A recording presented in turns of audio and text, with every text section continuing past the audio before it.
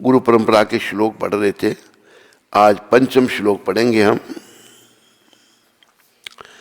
माधवेंद्र पुरीवर शिष्यवर श्री ईश्वर, नित्यानंद श्री अद्वैत विभु, ईश्वरपुरी के धन्य करी लेना श्री चैतन्य जगत गुरु गौर महाप्रभु।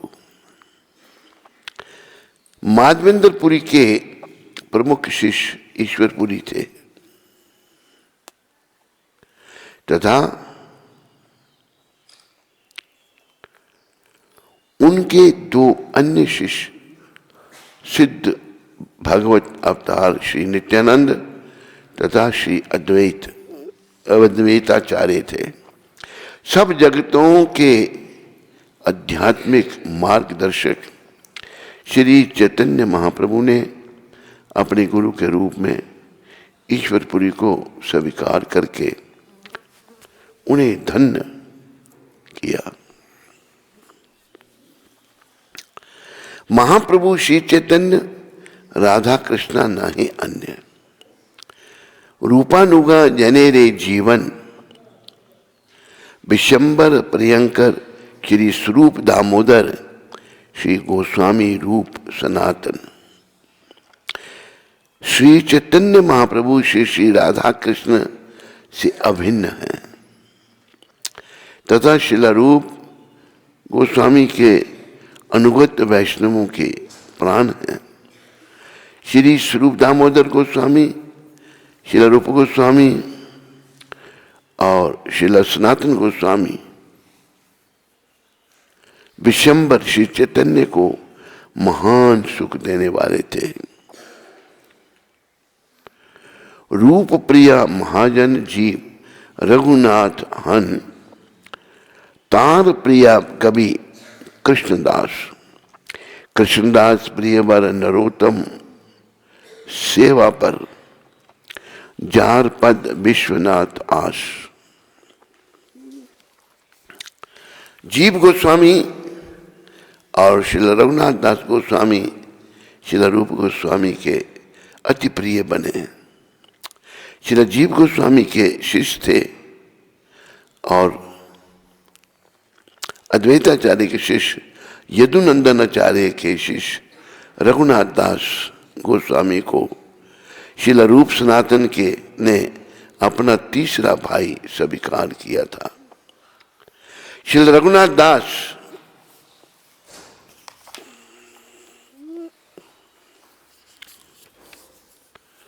गोस्वामी के प्रिय विद्यातीर्थ कृष्णदास कविराज गोस्वामी थे, जो लोकनाथ गोस्वामी के अंतरंग मित्र थे। वे वृंदावन में साथ रहकर सदा परस्पर श्री कृष्ण कथा की चर्चा करते थे। गदाधर पंडित के शिष्य लोकनाथ गोस्वामी के एकमात्र शिष्य नरोत्तम दास थे। नरोत्तम दास अपने गुरु की सेवा के साथ साथ अपने गुरु के अंतरंग मित्र के सेवा में भी संलग्न रहते थे। अतः वे कृष्णदास कविराज गोस्वामी के अति प्रिय हो गए थे। श्री नरोत्तम दास ठाकुर के श्री चरण की सेवा करना विश्वनाथ चक्रवर्ती ठाकुर की एकमात्र अभिलाषा थी। श्री नरोत्तम दास से चल रही शिष्य परंपरा में विश्वनाथ चतुर्थ आचार्य थे। प्रिय बंधुओं, ये जो नाम ये बोले जा रहे हैं ये सभी महान आत्माएं, शुद्ध भक्त भगवान के जो परंपरा में आए और जिन्होंने कृष्ण भक्ति का प्रचार किया, कृष्ण प्रेम लोगों को बांटा। तो ये परंपरा जो है दिव्य गुरु परंपरा कृष्ण भगवान से चली आ रही है और हम सबको इनके श्री चरणों में प्रार्थना करनी चाहिए कि हमें भक्ति का दान दें। विश्वनाथ भक्त साथ बलदेव जगन्नाथ, तार प्रिय श्री भक्ति विनोद, महाभागवतर श्री गौर किशोर वर हरि भजन ते जार मोद।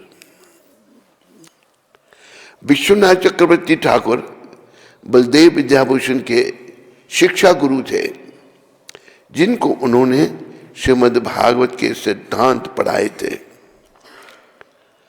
श्रीला बलदेव विद्याभूषण के बाद श्रीला जगन्नाथ दास बाबा जी एक अति प्रमुख आचार्य थे तथा श्रीला भक्ति विनोद ठाकुर के अंतरंग सखा तथा संगी थे। श्रीला गौर किशोर को केवल हरि भजन में ही सुख मिलता था। गौर किशोर जी जो हमारे दादा गुरु के गुरु थे, ये सारी महान विभूतियां। गौर किशोर जी इतने महान थे, इतनी त्याग, इतनी तपस्या, उनका जो वर्णन आता है तो हृदय स्पर्शी जीवन उनका। तो महान सिद्ध पुरुष थे। लोग महान आत्माओं के पीछे चल पड़ते हैं, परेशान करते हैं। तो ये भजन में इनकी इतनी रुचि थी। एक शौचालय था और उसका इस्तेमाल नहीं होता था, पर शौचालय था पहले। कितने दिन उसमें बैठ के ये भजन करते रहे। ये पता नहीं कि बाबा जी कहाँ हैं, गौर किशोर दास बाबा जी। जब गया भाई यहाँ थे, अंदर गया तो क्या देखा, दीवारों से भगवान के नाम की धुन आ रही है, हरे कृष्णा कृष्णा हरे हरे राम। बाबा जी ने जड़ को भी चैतन्य कर दिया। बड़े ये महान आत्माएं, और यही महान आत्माएं हमारा संपर्क, हमारा लिंक भगवान के साथ है। एक से एक महान है।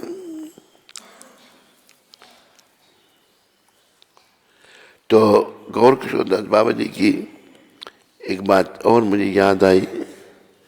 एक माता भी बड़ी भक्त थी, उनका नाम मेरे ध्यान में नहीं है।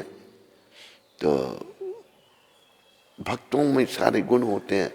ये माता जो है भगवान के लिए बड़ा सुंदर भोग प्रसाद बनाती थी और बड़ा स्वादिष्ट। हमारे गुरु महाराज के हाथ से जो बना हुआ प्रसाद इतना स्वादिष्ट हो जाता था कि आप लोग सोच नहीं सकते। शुरू में गुरु महाराज ने अपने ही कर कमलों से भोजन बनाकर इन्हें हिप्पियों को खिलाया और इनको हैप्पी बनाया। तो गौर किशोर दास बाबा जी महाराज इस माता के पास गए और कहा, माता तो बहुत सुंदर भगवान के लिए भोग बनाती हो, कल मैं तुम्हारे हाथ का प्रसाद खाने आऊँगा। वो माँ कहती हैं, देखो बाबा मेरा स्वास्थ्य अच्छा नहीं है, पर अगर आप आना चाहते हो तो मैं जरूर बनाऊंगी, आप देखना, भूलना नहीं। बाबा जी भाव में रहते थे हमेशा। वही बात हुई, दूसरे दिन भाव में खो गई और गई नहीं माता का प्रसाद। माता बेचारी प्रतीक्षा करती रही। फिर बाद में माता को मिले, माता ने कहा आप आए नहीं। गौर किशोर दास जी कहते हैं, माता तेरा बेटा ये पागल है, ऐसे ही कहीं खो गया था। तो जब मिले माता को तो इनके सर पर भारी रेत, जिसे भालू कहते हैं यूपी के लोग, रेत का बोरा था। बड़ी रेत बड़ी भारी होती है, उस सर पर उठाया होगा। तो माँ ने पूछा, ये क्या भार अपने सर पर उठा के आप जगह जगह जाते हो? बाबा जी क्या कहते हैं, माँ ये तेरा पागल बेटा कहीं रास्ते में मर गया तो ये गंगा जी की रेत है, तो ये इसको प्राप्त होगी। गंगा मैया का स्पर्श जिसको हुआ वो तो शुद्ध है सब कुछ। तो ऐसे थे गौर किशोर दास बाबा जी। ये सारे आचार्य महान। और फिर इनके शिष्य हुए भक्ति सिद्धांत महाराज, और भक्ति सिद्धांत महाराज के शिष्य हुए हमारे गुरुदेव। तो इन्होंने सबने जगत कल्याण के लिए इस जो परंपरा का रक्षण किया जो चली आ रही थी कृष्ण भगवान से। तो हम सबको इतना शुद्ध बनना चाहिए, इतना अच्छा बनना चाहिए कि हम भी परंपरा में आ जाएं। परंपरा में स्वीकार होना कोई आसान बात नहीं है। और जब हम शुद्ध हो जाएंगे, योग्य बन जाएंगे, तो हम और बनेंगे इसी परंपरा की कृपा से। इनके श्री चरणों में हमें प्रार्थना करनी चाहिए कि हमें प्रेम भक्ति का दान दो, हमें भगवान से मिलाओ। गीता में भी भगवान ने क्या कहा अर्जुन को? जब अर्जुन को ज्ञान भगवान सुनाने लगे तब परमपिता ने कहा, अर्जुन एवं परंपरा प्राप्तम इमं राजर्षयो विदु सा कालेन महता योग नष्ट परंतपा। अर्जुन, ये जो ज्ञान मैं तेरे को दे रहा हूं गुरु शिष्य परंपरा से चली आ रहा था, लेकिन बड़ा समय हो गया, सा कालेन महता, बड़ा समय होने के कारण ये परंपरा नष्ट हो गई। तो फिर एक शब्द और कहे भगवान ने, भक्तों सी सखा चेती रहस्य में तुम उत्तमम। तुम मेरे भक्त और सखा हो, इसलिए मैं गीता का परम गोपनीय रहस्य तुम्हें दे रहा हूं। तो ये परंपरा अर्जुन से फिर आगे बढ़ी। तो हम सबको परंपरा में आना चाहिए, और परंपरा के माध्यम से ही भगवान स्वीकार करते हैं, सीधा नहीं करते। ऐसे बहुत सारे कलयुग है, बहुत सारे बस जिन्होंने अपना पेशा बना लिया। एक मुझे मिला कि व्यक्ति, पता नहीं कहाँ मुझे, हम कौन सी जगह, उसने एक पजामा पहना हुआ, कुर्ता पहना हुआ। तो मैंने पूछा क्या करते हैं, तो उसने एक शब्द कहे, मेरे ध्यान में नहीं रहे, कि मैं कुछ गुरु शिष्य को लोगों को दीक्षा देता है। वो जी कौन किस परंपरा था, कहीं भी नहीं, कोई परंपरा नहीं। तो कलयुग में बड़ा पखंड आ गया है, लेकिन कृष्ण भगवान की बड़ी कृपा कि उन्होंने इस दिव्य परंपरा को बचाए रखने के लिए प्रभुपाद जी को भेज दिया, और प्रभुपाद जी ने चमत्कार दिखा दिया परंपरा का। परंपरा में अपनी परंपरा कृष्ण भगवान की शक्ति लेके आ रहे हैं, इतना प्रभाव लोगों पर डाला, आज सारी दुनिया इससे प्रभावित हो रही है। तो हम सब ने, आप सब ने समझना है और इसको बांटना है। देखो कृष्ण भगवान ने गीता में कहा है, परंपरा की चर्चा भी भगवान ने की, जो भगवान कहते हैं वही हमें पालन करना है। और भगवान ने 18वें अध्याय में कहा, क्या कहा? भगवान कहते हैं, या इदम परमम गुह्यम मद भक्तेश विदस्यति भक्तिमयी पराम कृत्वा मामे वेशति संशया। ये अर्जुन, ये जो गीता का परम ज्ञान, गोपनीय ज्ञान मैं तेरे को दे रहा हूं, इसका जो प्रचार भक्तों में करता है, ये परम गोपनीय ज्ञान है, कॉन्फिडेंशियल नॉलेज जिसे अंग्रेजी में कहा, इसका जो भक्तों में प्रचार करता है उसे मेरी भक्ति मिलती है। तो आप सबने भक्ति चाहते हैं, सब नहीं भक्ति, तो प्रचार करना है जो भी संपर्क में आए। यही नहीं कि ये क्वालिफाइड है, ये क्वालिफाइड नहीं है, ये सब महाप्रभु की इतनी कृपा है कि पतित से पतित का भी उद्धार हो सकता है। उनके बड़े भाई नित्यानंद भगवान की इतनी कृपा है, उन्होंने ये बता दिया दुनिया को। उन्होंने ये कहा था कि मैं अपने भगवान से, यानी कि चैतन्य महाप्रभु से जिगाई मिदाई का उद्धार कराऊंगा, ताकि सारी दुनिया मेरे भगवान को जानेंगी। वो और अपन के छोटे भाई एक ही जैसे हैं, बलराम और कृष्ण एक ही हैं। कृष्ण भगवान से, कृष्ण भगवान का पहला विस्तार होता है बलराम, बलदेव, अनिरुद्ध, संकर्षण, तो भगवान का ही स्वरूप है। भगवान के दो प्रकार के विस्तार होते हैं, स्वयं अंश अपना विस्तार करते हैं भगवान, भिन्नी अंश, जितने भी अवतार हो गए भगवान के, वो सब भगवान के ही स्वरूप हैं। हम भिन्नी अंश दूसरी संज्ञा में आ जाते हैं। हम भी भगवान से आए हैं, हमारी आत्मा की रचना भी भगवान के द्वारा हुई है, लेकिन हम लोगों में दोष आ गया। दोष क्या आ गया? हम भगवान से अलग होकर सुख भोगना चाहते थे, इसलिए हमारा पतन हो गया। इसलिए हम इस कारागार में आ गए। इस बात को याद रखो, ये संसार हमारा घर नहीं, ये कारागार है। माम पित्या पुनर्जन्म दुखाल्यम शाश्वतम। भगवान कहते हैं जो यहां जन्मा है उसकी मृत्यु होगी, और ये संसार दुखों का घर है। इसको याद रखो, पुरुष भी स्त्री भी, इंटरनेट में सुनने वाले, हम इससे मोहग्रस्त होते जा रहे हैं। इस संसार से मोहग्रस्त नहीं होना, इस संसार से मन को हटाना है, क्योंकि हम यहां के नहीं हैं।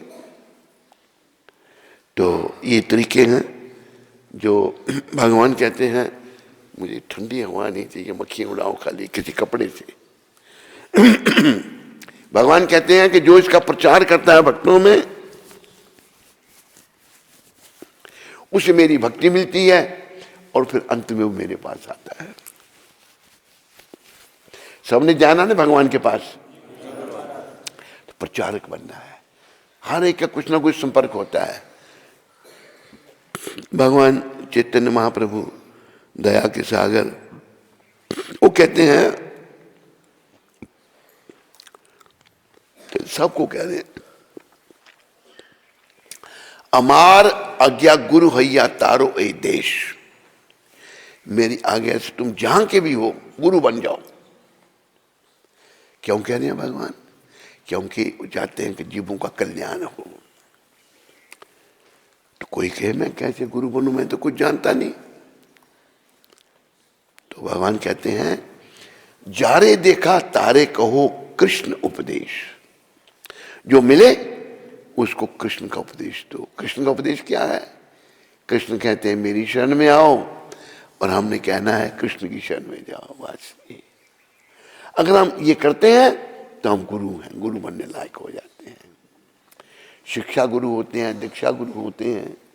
तो भगवान की तो ये इच्छा है, ताकि जो समझते हैं इस बात को उनका मंगल हो और वो दूसरों का मंगल करें। तो ये परंपरा बड़ी आवश्यक है। इसके द्वारा हम सबका कल्याण होना चाहिए, कल्याण करवाना हमने।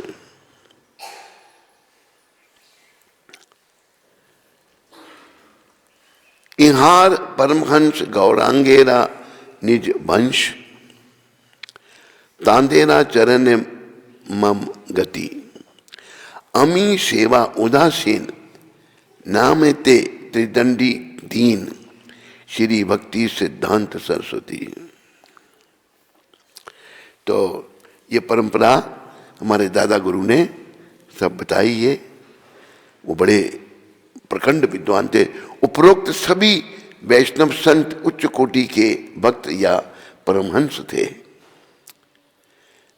एवं वे सभी भगवान श्री गौरांग के निज आध्यात्मिक परिवार के अंग थे। उनके चरण मेरी एकमात्र गति है। ये भक्ति सिद्धांत प्रभुपाद कहते हैं, उनके चरण जितने भी नाम बोले गए। मैं भक्ति में सेवा के प्रति उदासीन हूं। दादा गुरु कहते हैं मेरे में भक्ति नहीं है। शुद्ध भक्त अपने आप को कभी भक्त नहीं कहते। मैंने कई बार बताया कि मैं उदासीन हूं। हमारे गुरुदेव का गुरुदेव कहते हैं, जो कि बड़े महान वैष्णव थे, बड़े तपस्वी, और बड़ी बात निष्ठ किया ब्रह्मचारी। निष्ठ किया ब्रह्मचारी, सारी स्त्रियां उनके लिए मां के समान। वो कहते हैं मैं भक्ति के प्रति उदासीन हूं, मैं भक्ति सेवा के प्रति उदासीन हूं, तथा मैं भक्ति सिद्धांत सरस्वती नामक एक दीनहीन त्रिदंडी सन्यासी हूं। कहते मेरा भक्ति सिद्धांत नाम है, मैं दीनहीन त्रिदंडी सन्यासी हूं। ये भी परंपरा में हमारे आचार्य। फिर आगे क्या कहा है? चूंकि यह भजन श्री भक्ति सिद्धांत सरस्वती के द्वारा रचा गया है, अतः उन्होंने अपना नाम वैष्णव कवियों की परंपरा अनुसार भजन के अंत में रखा है। देखो अपना नाम वो नहीं रखते,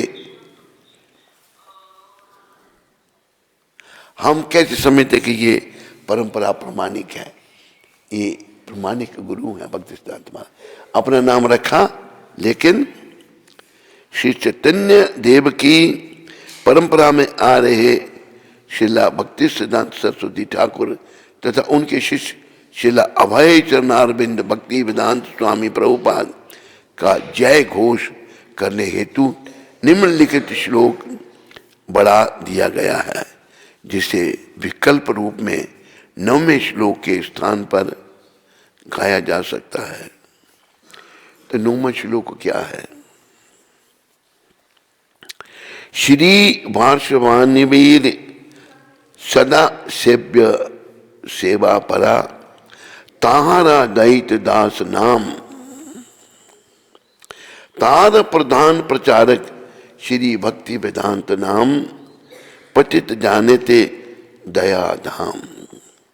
श्री वार्षवान नबी दैत दया दास भक्ति सिद्धांत सरस्वती का दीक्षित नाम सदैव अपने गुरु शिला गौर किशोर दास बाबा जी की सेवा में संलग्न रहते हैं। उनके प्रधान शिष्य प्रचारक शिला अभय चरणारविंद भक्ति वेदांत स्वामी प्रभुपाद ने पूरे विश्व में श्री चैतन्य महाप्रभु का संदेश फैलाया और इसलिए वे सभी पतित आत्माओं के लिए दया के धाम हैं। आखिर में फिर प्रभुपाद जी का नाम आया है। तो ये दिव्य गुरु परंपरा को याद रखो सारे दीक्षित और जो भक्ति में आगे बढ़ना चाहते हैं, और इनके श्री चरणों में प्रार्थना करो कि हम जब भोग लगाते हैं ना, पहले गुरु जी को अर्पण करते हैं, इनके प्रार्थना करते हैं इनके चरणों। तो ये क्या करेंगे? उस भोग को खाएंगे नहीं, ये अपने गुरु को अर्पण कर देते हैं। इनको गुरु क्या, वो अपने ऐसे भोग भगवान के पास पहुंच जाता है। और यही पद्धति है, सीधा भगवान से विकार नहीं करते। ये भगवान ने गीता में बताया है, लेकिन ये चीजें लुप्त हो गई थी।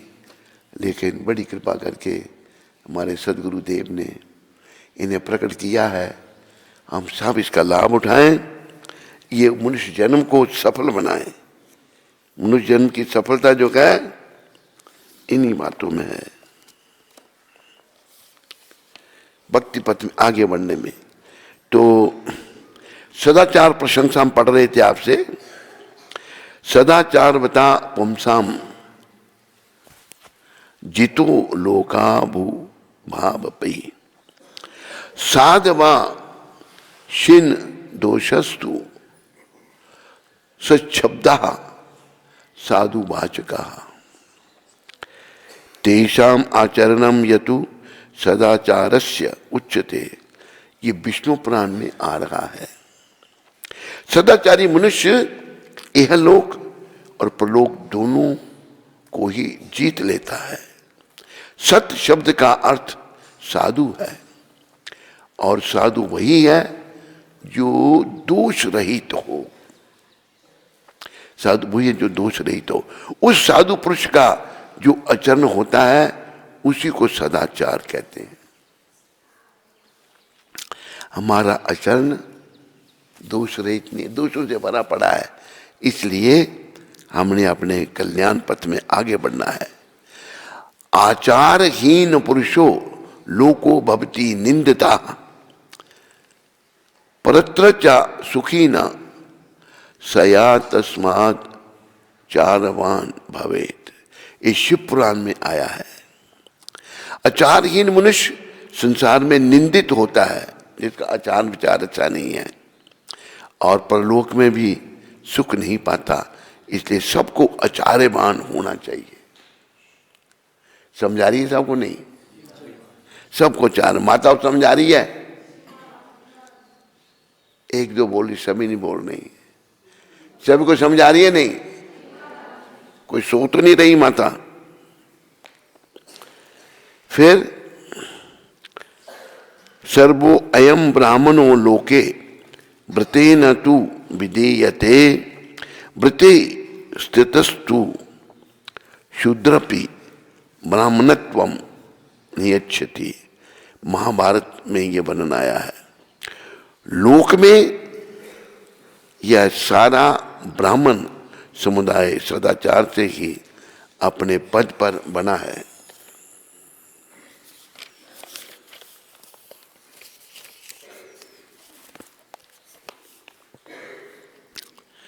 सदाचार में स्थित रहने वाला शूद्र भी इस जन्म में ब्राह्मणत्व को प्राप्त हो सकता है। ये शब्द हैं महाभारत के। भगवान वेद व्यास कह रहे हैं जो सदाचारी, अगर कोई सदाचारों में स्थित रहने वाला शूद्र भी इस जन्म में ब्राह्मणत्व को प्राप्त हो सकता है, वो भी ब्राह्मण बन सकता है सदाचार से। आगे कहा है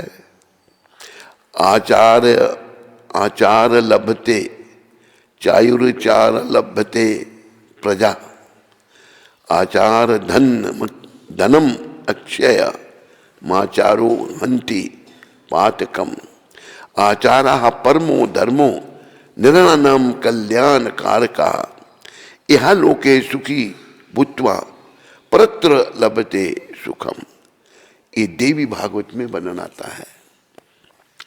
आचार से ही आयु, संतान तथा प्रचुर अन्न की उपलब्धि होती है।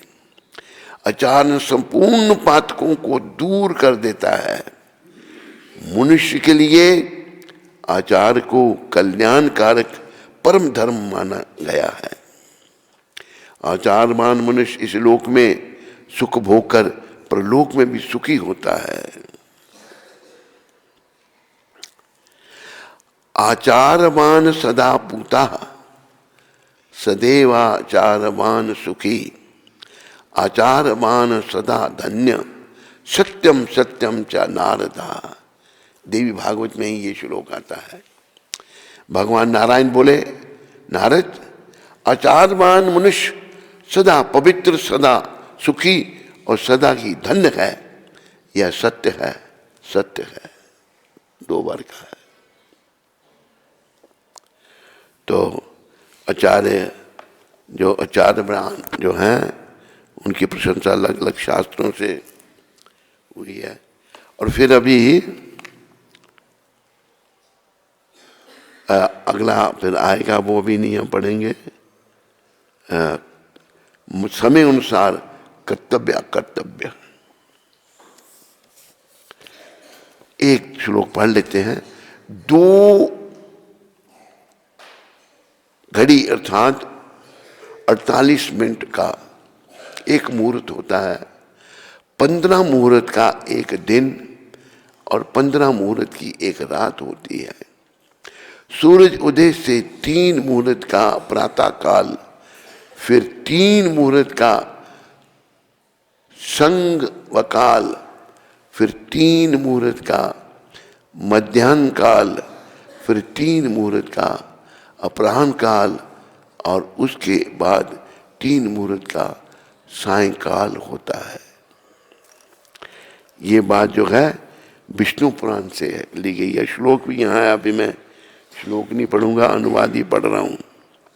मनुष्य को चाहिए कि वह स्नान आदि से शुद्ध होकर पूर्वाह्न में देवता संबंधी कार्य, दान आदि, मध्याह्न में मनुष्य संबंधी कार्य और अपराह्न में पितृ संबंधी कार्य करे। असमय में किया हुआ दान राक्षसों का भाग माना गया है। ये बात आई है पद्म पुराण और महाभारत, और दोबारा महाभारत में ये दूसरी बात आई है। तो